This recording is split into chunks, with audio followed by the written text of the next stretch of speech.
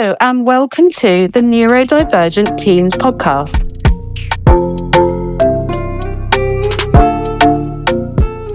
Hi everybody, welcome to the Neurodivergent Teens Podcast. I'm Laura Kerbey and I'm joined as always by my lovely friends and co-presenters. Hi Lila. Hiya. And Kirsty.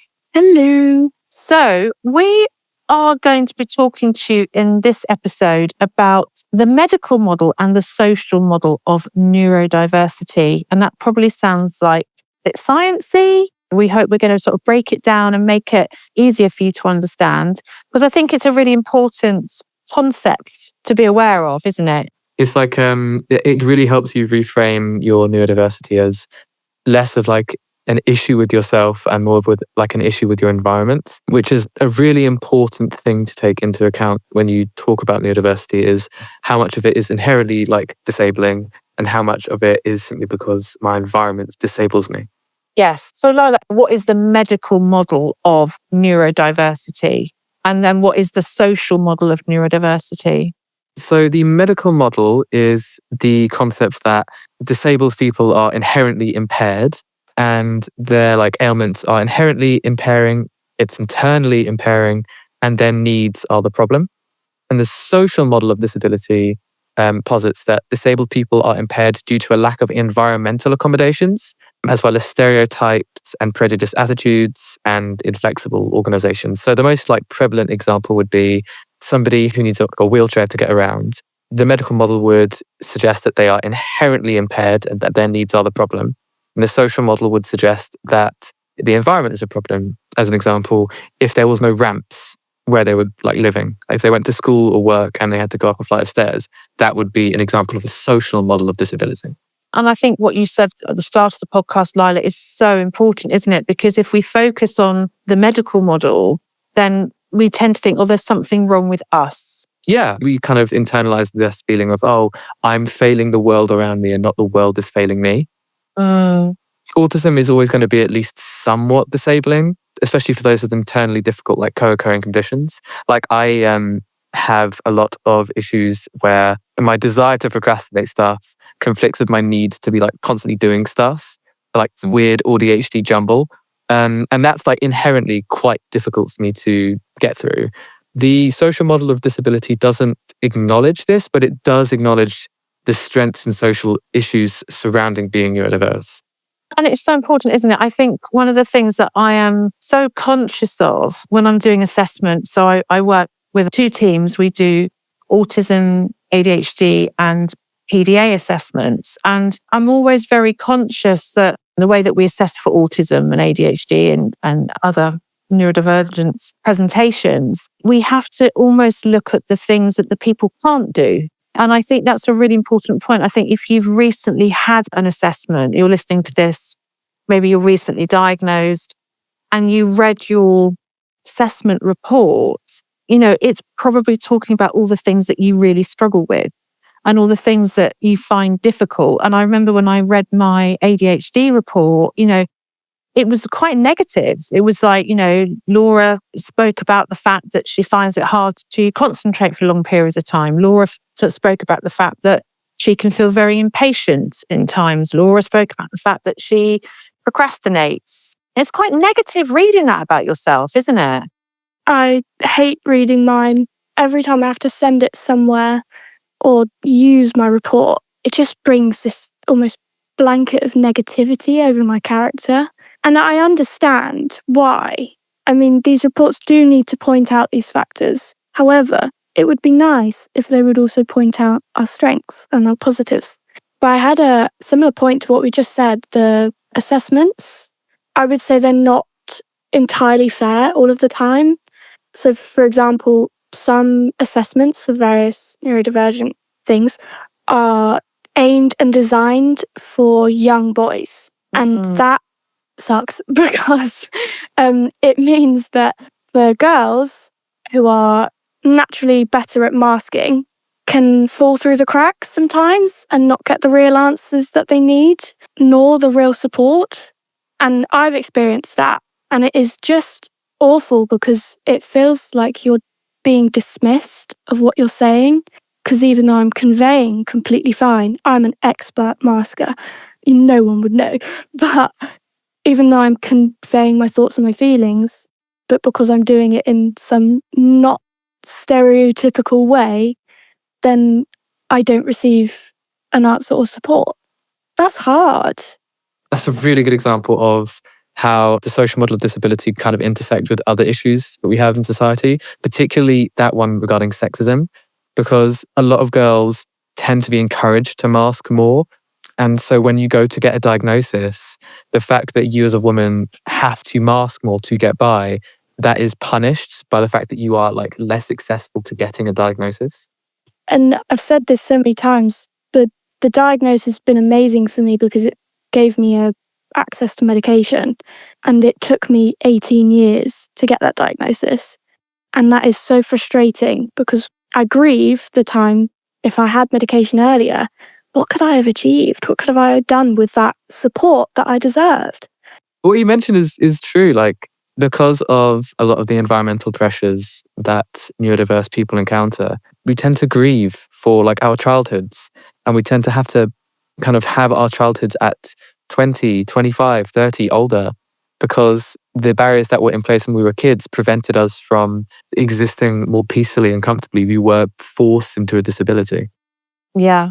And I think what you said there, Kirsty, is so important as well. I think there is still a very old-fashioned approach to what neurodiversity is. And, there's lots of stereotypes about what neurodiversity is and what neurodiversity isn't. And I'm one of them. I didn't get my diagnosis until I was in my late 40s. There are so many, particularly women and girls, who are being either missed or misdiagnosed. And they don't tick boxes of what, unfortunately, some professionals think is a neurodivergent profile. So they're being labelled with other very unhelpful diagnoses and other very unhelpful labels. Going back to the point that we were discussing just earlier, if you read your reports, please read them through the lens of, unfortunately, the people that have done the assessments do have to look at the things that you struggle with. I know that one of the things that we always do when we're doing our assessment reports is we start off with the most positive part of the assessment. We talk about why we enjoyed meeting the young person so much, all the things that they were good at. But I think it's important, if you do read your reports, to read it through that lens of, okay, this does sound quite negative. They are talking about all the things that I struggle with, but unfortunately, currently we have to do that for the report to be compliant. But I hope that changes in the future. I hope we can look at neurodiversity through a more positive lens of, this person is neurodivergent. That's why they're so good at X, Y, Z, rather than, this person's neurodivergent. That's why they struggle so much with A, B, C. I think as well, it's sort of a similar topic of like the medical versus social. The whole making adjustments of allowing workplaces and environments to give accessible support to those with hidden disabilities is just apparently really, really hard. But it's not. I think there's so many very, very minor things that could be implemented that don't cost much or anything that could seriously support a lot of people. But when it comes to, I say physical disabilities, it's the wrong word, but say someone who was in a wheelchair or needed a physical aid, such as a ramp or a lift, those things would be immediately implemented. But when it comes to hidden disabilities, it's such a fight to argue for the same type of support. There's a disability and there needs support to get us over the barriers. I would argue that it's not that, because I know a lot of people who are physically disabled and they are unable to even get support. You're right. Every aspect of health and like neurotype, whether you are physically disabled or have a acquired or inherited neurodivergence, it is so tough getting any support. You're right. I'm more talking in like laws and sort of systemic things. Talking of like sort of the process, it's so long to get a diagnosis, and then you need a diagnosis to access most support, unfortunately. And getting a diagnosis is just the worst process ever. It's so hard. An expensive process too. There's just so many more barriers. Surely the world would just be a better place if we always looked through the lens of neurodiversity and disability. When I was teaching, I might have a class of 16 children, young people, students, and probably 8 of them would be autistic. And I used to teach all the young people as if they were all autistic. And none of the students that I were working with who weren't autistic were at any kind of disadvantage. I was used to say, like, good teaching practice, I think if you teach a lesson that supports autistic students, all the other people will benefit. Equal opportunity. Yeah. And it's not just about equality, it's about equity. We all need different reasonable adjustments. I remember being really disappointed when I worked in a college. We're probably going back like over 20 years ago. And the college spent hundreds of thousands of pounds on putting in ramps and lifts in the college to make the college wheelchair accessible. That's fantastic. That was obviously really great. But in my classrooms, I still had fluorescent lighting. A lot of autistic people, a lot of neurodivergent people find fluorescent lighting really challenging because it flickers, and that can be very difficult from a sensory point of view. That was just one example. And I remember thinking, a bit like what you were saying, Kirsty, yes, it's fantastic that the college made the college wheelchair accessible. That needed to happen. But a lot of the things that are less obvious were overlooked. So I think now all schools and colleges should be built with wheelchair access, with lifts, but also with the appropriate lighting for people who might find lighting difficult, with breakout rooms, so that people who need, a quiet space have got that quiet space. It's not just schools and colleges that should be thinking about that. It's places of work as well. Yeah, that's a really good point. The school I'm currently at has like a sensory room where it's very dark, and it's got like a lot of quiet music devices, and it's a very chill place. But I would never see that in like a workplace. It doesn't exist. I mean, I don't think I've ever seen one. Throughout my placement, I've been to quite a few offices, like very typical corporate offices. There's no way that one has existed. I think we're seeing some improvements within some aspects of kind of wider society. So I know that there are cinemas now that offer screenings, which is great, but it's not that many. I know that some supermarkets offer like a quieter hour, don't they, where they turn the music off and that sort of thing. But again, why don't they just do that all the time? I went into my local Tesco's the other day. The music in there was so loud. I was like, I was looking into a nightclub. Like, what is going on in here? Why can't we just have them like more sensory friendly all the time for everybody? I have a positive. So for businesses, you can have training. There's organisations that come in and train managers and various people of how to support their employees and their team. And you can get specific neurodiversity training, which is great. And when I was in on one of these trainings, we were talking a lot about basic understanding of neurodiversity and various conditions and how this affects people and what the barriers are. So it was all feeling quite negative. And then the last slide to end it all off was a slide per thing. So like a slide for ADHD, slide for autism, slide for dyslexia, and all the strengths that come out of it. And it was the coolest thing I saw, such as like ADHD, brilliant at problem solving, and dyslexia might have barriers in reading. However, they've got so many strengths when it comes to creativity and thinking outside the box. So all these massive benefits that come from neurodiversity. And it was teaching managers how to use someone's strength, because neurodiversity is also a strength. I know that there are some companies that are now actively recruiting neurodivergent people because they are recognizing that they need those strengths within their businesses. They need people who have this like incredible ability to hyper-focus and this incredible eye for detail. There are companies out there now, they are turning it on its head. And I think that's what we need to do, isn't it? It's turning it on its head. It goes right back to what you were saying at the beginning, Lila. Basically, if you are struggling as a neurodivergent young person in any environment, there is nothing wrong with you. It means that there is a lot wrong with your environment. It's the environment that needs to change so that you can meet your potential, go beyond your potential. I guess it's an argument of how much harm reduction you can do, because there is a lot of harm being done to neurodiverse people on a systemic basis, just day to day. And reducing that does require that change to the system. But it's not just neurodiverse people who would benefit from that. Like, although the predominant neurotype don't really suffer like social disabilities in the traditional kind of sense, it's still quite nice to address like the issues in a social model of disability because it helps everyone.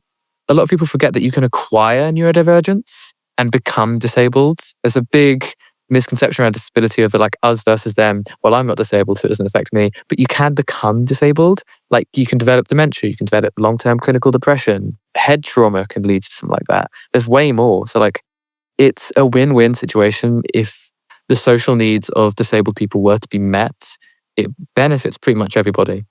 Also, if we had more accessible workplaces for various disabilities, it would support the economy. Yes.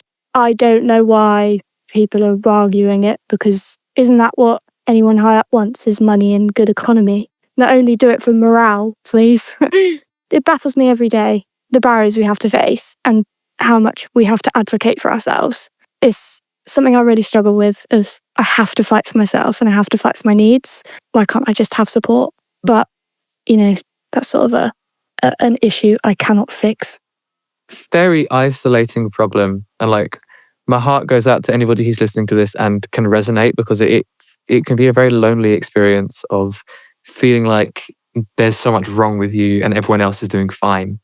I think that's why, and I know this is something that we're going to talk about in one of our future episodes, but I think that's why it's so special and so affirming when you meet other neurodivergent people. Like, I have got so many people that I work with who are neurodivergent.